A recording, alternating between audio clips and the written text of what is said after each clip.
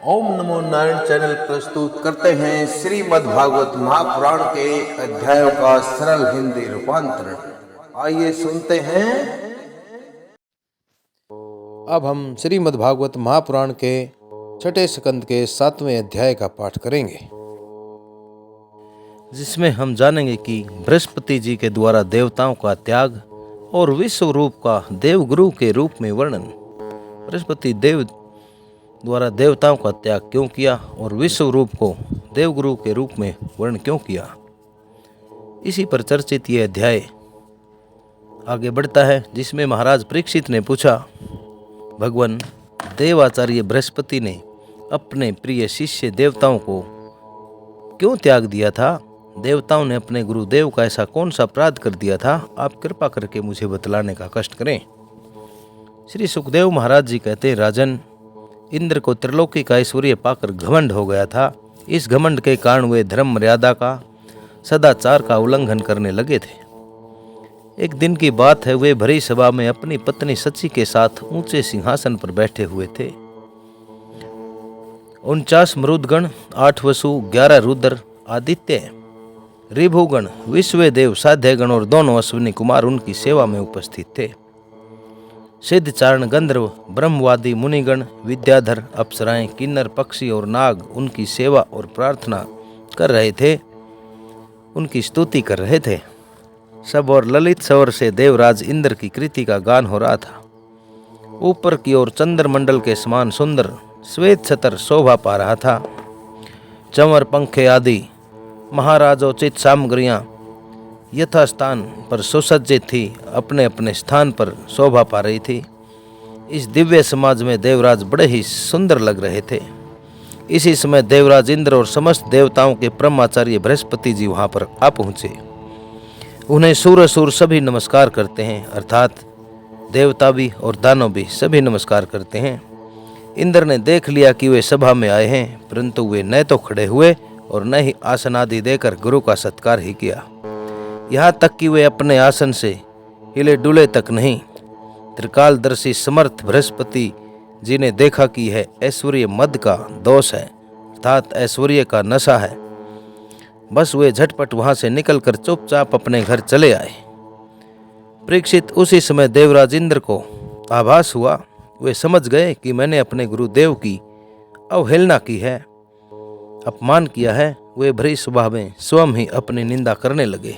हाय हाय, ये एक बड़े खेद की बात है कि भरी सभा में मूर्खतावश मैंने ऐश्वर्य के नशे में चूर होकर अपने गुरुदेव का तिरस्कार किया है, अपने गुरुदेव का अपमान कर दिया। सचमुच मेरा यह क्रम अत्यंत निंदनीय है।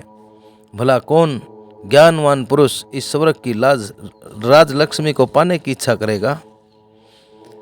देखो तो सही, आज इसी ने मुझ देवराज को भी असुरों के से रजोगुणी भाव से भर दिया। अर्थात देखो, मुझ देवराज, मुझ देवताओं के राजा होने के बावजूद भी राक्षसी रजोगुणी भाव से भर दिया है। जो लोग यह कहते हैं कि सार्वभौम राज सिंहासन पर बैठा हुआ सम्राट किसी के आने पर राज सिंहासन से न उठे, वे धर्म का वास्तविक स्वरूप नहीं जानते, अर्थात वे धर्म के बारे में पूर्ण रूप से नहीं जानते। ऐसा उपदेश करने वाले गलत मार्ग की ओर ले जाने वाले हैं। वे स्वयं घोर नरक में गिरते हैं। उनकी बात पर जो लोग विश्वास करते हैं, वे पत्थर की नाव की तरह डूब जाते हैं। मेरे गुरुदेव बृहस्पति जी ज्ञान के अथाह समुद्र हैं। मैंने बड़ी सठता की है। अब मैं उनके चरणों में अपना माथा टेक कर उन्हें मनाऊंगा। परीक्षित, देवराज इंद्र इस प्रकार सोच ही रहे थे कि भगवान बृहस्पति जी ने अपने घर से निकलकर योग बल से अंतर ध्यान हो गए। देवराज इंद्र ने अपने गुरुदेव को बहुत ढूंढा भी और ढूंढवाया भी, परंतु उनका कहीं पता न चला। तब वे गुरु के बिना अपने को सुरक्षित न समझकर देवताओं के साथ अपनी बुद्धि के अनुसार स्वर्ग की रक्षा का उपाय सोचने लगे, परंतु वे कुछ भी नहीं सोच के उनका चित्त अशांत ही बना रहा, अर्थात उनका चित्त अशांत हो गया। परीक्षित, राक्षसों को भी देवगुरु बृहस्पति और देवराज इंद्र की अनबन का पता लग गया। तब उन मद उन्मुक्त और आताताई राक्षसों ने अपने गुरु शुक्राचार्य के आदेश के अनुसार देवताओं पर विजय पाने के लिए धावा बोल दिया। उन्होंने देवताओं पर इतने तीखे तीखे बाणों की वर्षा की कि उनके मस्तक, जंगा, बाहु आदि अंग कट कट कर गिरने लगे। तब इंद्र के साथ सभी देवता सिर झुकाकर ब्रह्मा जी की शरण में गए। स्वयंभू एवं समर्थ ब्रह्मा जी ने देखा कि देवताओं की तो सचमुच बड़ी दुर्दशा हो रही है, अतः उनका हृदय अत्यंत करुणा से भर गया। वे देवताओं को धीरज बंधाते हुए कहने लगे। ब्रह्मा जी ने कहा, देवताओं, ये बड़े दुख की बात है। सचमुच तुम लोगों ने बहुत बुरा काम किया है। हरे हरे तुम लोगों ने ऐश्वर्य के अभिमान से अंधे होकर ब्रह्मज्ञानी, वेदों के ज्ञाता और संयमी ब्राह्मण का सत्कार नहीं किया। देवताओं, तुम्हारी उसी अनीति का यह फल है कि आज समृद्धशाली होने पर भी तुम्हें अपने कमजोर शत्रुओं के सामने नीचा देखना पड़ रहा है। देवराज, देखो, तुम्हारे शत्रु भी पहले अपने गुरु देव शुक्राचार्य का तिरस्कार करने के कारण अत्यंत निर्बल हो गए थे, अत्यंत कमजोर हो गए थे, परंतु अब भक्ति भाव से उनकी आराधना करके हुए फिर धन और जन से संपन्न हो गए। देवताओं, मुझे तो ऐसा मालूम पड़ रहा है कि शुक्राचार्य को अपना आराध्य देव मानने वाले ये राक्षसगण कुछ दिनों में मेरा ब्रह्मलोक भी छीन लेंगे। भृगुवंशियों ने इन्हें अर्थशास्त्र की पूरी शिक्षा दे रखी है। ये जो कुछ करना चाहते हैं उसका भेद तुम लोगों को नहीं मिल पाता। उनकी सलाह बहुत गुप्त होती है। ऐसी स्थिति में वे स्वर्ग को तो समझते ही क्या हैं। वे चाहे जिस लोक को जीत सकते हैं। सच है, जो श्रेष्ठ मनुष्य ब्राह्मण गोविंद और गौओं को अपना सर्वस्व मानते हैं और जिन पर उनकी कृपा रहती है, उनका कभी अमंगल नहीं होता, उनका कभी बुरा नहीं हो सकता। इसलिए अब तुम लोग शीघ्र ही तपस्टा के पुत्र विश्वरूप के पास जाओ और उन्हीं की सेवा करो। वे सच्चे ब्राह्मण हैं, तपस्वी हैं और संयमी भी हैं। यदि तुम लोग उनके राक्षसों के प्रति प्रेम को अक्षमा कर सकोगे और उनका सम्मान करोगे तो वे तुम्हारा काम बना देंगे। श्री सुखदेव मुनि जी आगे कहते हैं, परीक्षित, जब ब्रह्मा जी ने देवताओं से इस प्रकार कहा तब उनकी चिंता दूर हो गई। वे त्वष्टा के पुत्र विश्वरूप ऋषि के पास गए और उन्हें हृदय से लगाकर यूं कहने लगे। देवताओं ने कहा, बेटा विश्वरूप, तुम्हारा कल्याण हो। हम तुम्हारे आश्रम पर अतिथि के रूप में आए हैं। हम एक प्रकार से तुम्हारे पितर हैं, इसलिए तुम हम लोगों की समय उचित अभिलाषा, समय के अनुसार की इच्छा पूर्ण करो। जिन्हें संतान हो गई हो, उन सत्पुरुषों का भी सबसे बड़ा धर्म यही है कि वे अपने पिता तथा अन्य गुरुजनों की सेवा करें। फिर जो ब्रह्मचारी हैं, उनके लिए तो कहना ही क्या है। बेटा आचार्य वेद की, पिता ब्रह्मा जी की, भाई इंद्र की और माता साक्षात पृथ्वी की मूर्ति होती है। इसी प्रकार बहन दया की, अतिथि धर्म की, अभ्यागत अग्नि की और जगत के सभी प्राणी अपने आत्मा की ही मूर्ति, आत्म स्वरूप होते हैं। पुत्र हम तुम्हारे पितर हैं। इस समय शत्रुओं ने हमें जीत लिया है।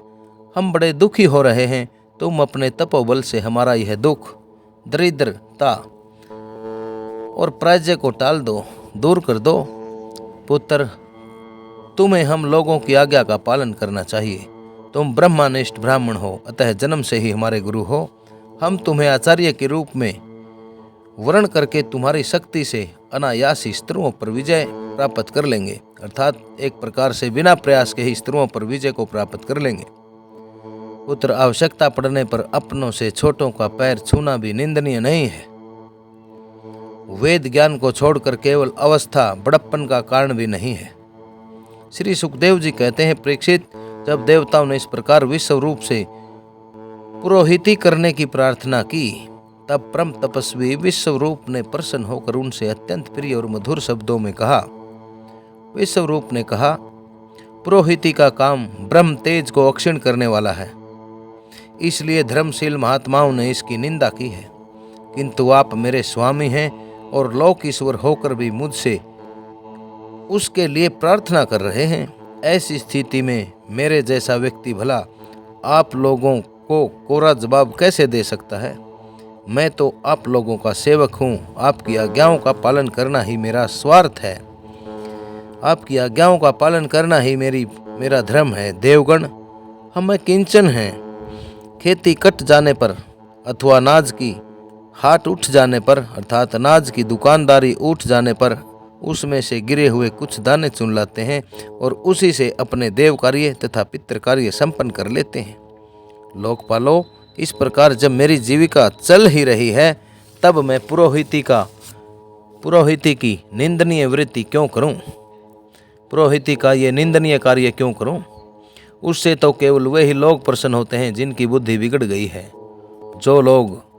जो काम आप लोग मुझसे कराना चाहते हैं वह निंदनीय है, निंदा के योग्य है। फिर भी मैं आपके काम से मुंह नहीं मोड़ सकता, क्योंकि आप लोगों की मांग ही कितनी है, इसलिए आप लोगों की इच्छा मैं तन मन धन से पूरा करूंगा।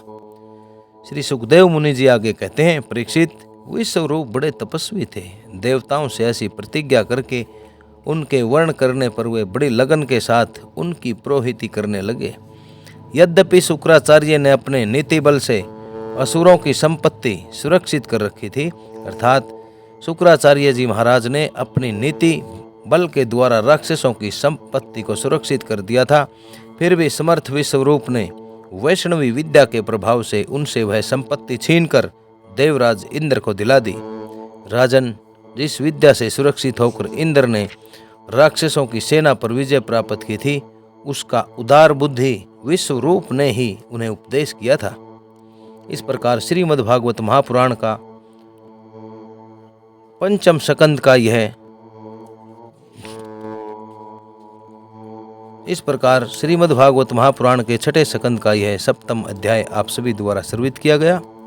ओम नमो नारायण चैनल द्वारा श्रीमद्भागवत महापुराण की इन पुण्यमयी कथाओं को आप तक सुना जा रहा है।